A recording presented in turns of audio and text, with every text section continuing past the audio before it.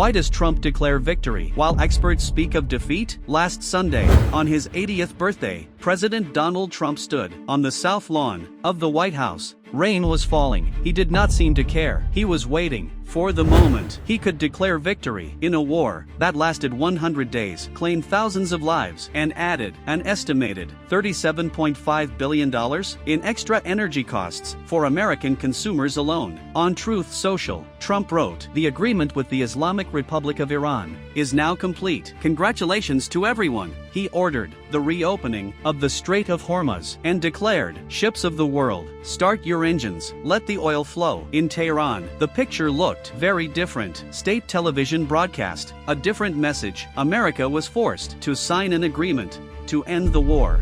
An Iranian general described the deal as an American defeat and surrender. And in Washington, analysts at the Washington Post and The Atlantic used a different phrase, an American surrender. The same agreement. Three narratives. Trump declares victory. Iran claims it forced America into a deal. Experts speak of strategic defeat. Today, we tell the story of what really happened and how Trump, after 100 days of war, returned almost to where things stood before February 28th, but only after thousands of deaths and billions of dollars in losses. Come with me. The war's original goals. Before analyzing the agreement, we need to return to the beginning. February 28, 2026. That day, Trump announced ambitious goals.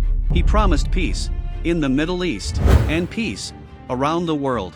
His objectives were clear: destroy Iran's missile capabilities, eliminate Iran's naval threat and its nuclear program, and stop support for armed groups across the region.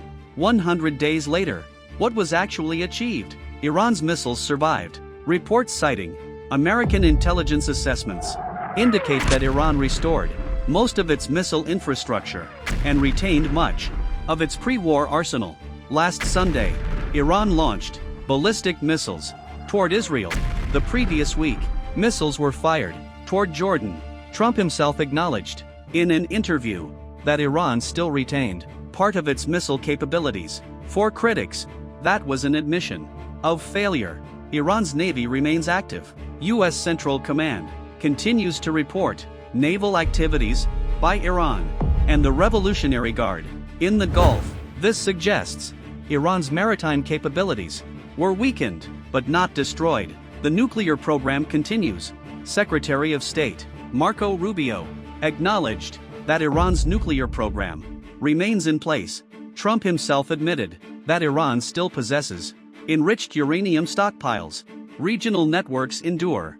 The U.S. Treasury continued imposing sanctions on Iran-linked groups in Iraq during April and May. That indicates Iranian regional influence has not disappeared. In short, critics argue that none of the war's central objectives were fully achieved. As some analysts describe it, the agreement returns the United States close to its pre-war position, but at a much greater cost. The nuclear question. One of Trump's central claims is that the war prevented Iran from obtaining a nuclear weapon. But some analysts challenge that argument. Why?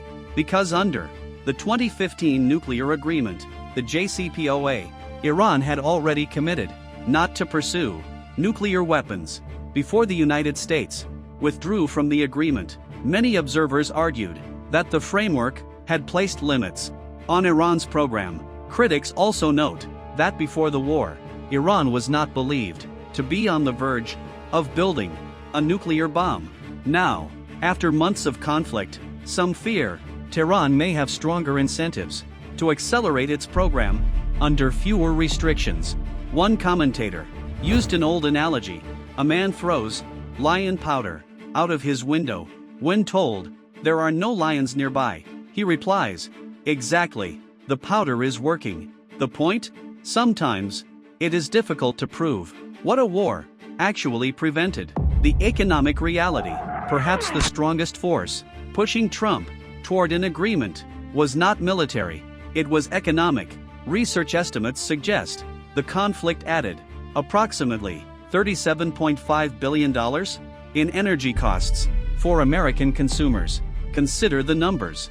Gasoline prices rose from $2.98 to $4.52 per gallon, an increase of more than 50%. Diesel climbed from $3.67 to $5.63 per gallon. For millions of Americans, those are not statistics, they are daily struggles. Amy Van Dyne told reporters, "I used to fill my tank for $36. Now $36 only gets me half a tank." Tanya Pruitt said, "We're putting money into the gas tank instead of putting food on the table." That may help explain Trump's urgency. The 2026 midterm elections are approaching. Poll numbers have weakened. Republicans are worried about their seats. Reopening the Strait of Hormuz and stabilizing energy markets may be one way to limit political damage. Before November, who really benefited? There is another question that often receives less attention. Who gained the most from this conflict? Some analysts argue that Russia and China may have benefited more than the United States. Why? First, higher oil prices. When oil prices surged above $100 per barrel, major exporters, such as Russia, gained financially. Second, pressure on sanctions. Washington faced increasing pressure from global energy markets, complicating sanctions policy. Third, depleted stockpiles. Military operations consumed significant quantities of American munitions that will take time to replace. Fourth, strategic distraction. Every resource directed toward the Middle East is a resource not focused on the growing challenge posed by China. From this perspective, critics describe the conflict as a strategic setback for Washington. While America focused on war, other powers quietly strengthened their positions. What have we learned? Let's summarize. First, the war did not fully achieve its stated goals. Iran's missiles remain. Its naval forces remain active. Its nuclear program continues, and its regional networks endure. Second, the nuclear debate remains unresolved. Some argue Iran now has greater incentives to advance its program than before the war. Third, the economic costs have been enormous.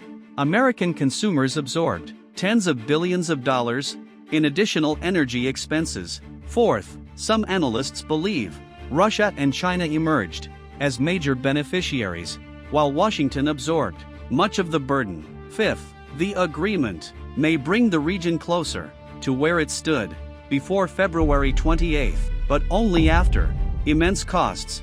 Trump declared, "The agreement is now complete. Congratulations to everyone." But many analysts see the story differently. Iran says it forced America to negotiate. Israeli commentators argue that Iran emerged stronger.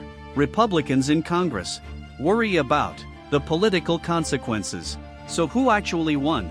Perhaps no one, except, some argue, Russia and Vladimir Putin. And one final question remains. After 60 days of technical negotiations over the nuclear file, will this fragile ceasefire collapse or evolve into a lasting peace? The coming days may provide the answer. Stay tuned. Write your opinion in the comments. Don't forget to like and subscribe to the channel and turn on notifications to receive all our new videos. See you in the next video.